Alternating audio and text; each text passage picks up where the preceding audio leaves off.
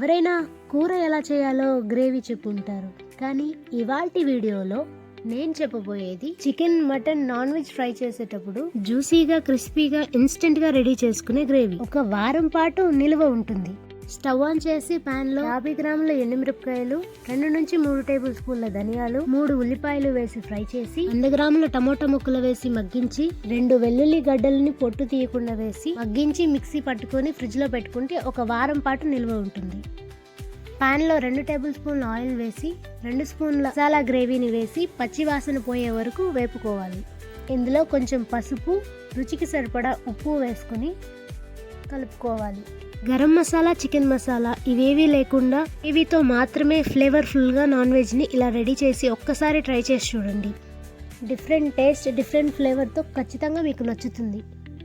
మసాలా పూర్తిగా వేగిన తర్వాత 1/2 కిలో చికెన్ని వేసుకొని కలుపుకోవాలి. చికెన్ ఉడకటానికి సపరేట్గా వాటర్ యాడ్ చేసుకోవాల్సిన అవసరం లేదండి. మూత పెట్టి తీస్తూ కలుపుకుంటూ ఉంటే ఆవిరికి చికెన్ ఉడికిపోతుంది.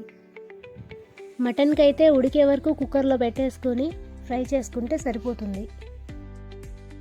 ఇలా వాటర్ తేలుతూ ఉండగా మంటని హై ఫ్లేమ్లో పెట్టి కలుపుకుంటూ ఆయిల్ పైకి తేలే వరకు వేయించుకోవాలి. ఇందులో కరివేపాకు వేసుకొని చికెన్ ఫ్రై కన్సిస్టెన్సీలో వచ్చే వరకు వేయించుకోవాలి. అంతే, ఎంతో సింపుల్, డిఫరెంట్ స్టైల్లో ఇన్స్టెంట్ నాన్ వెజ్లో చికెన్ ఫ్రై రెడీ.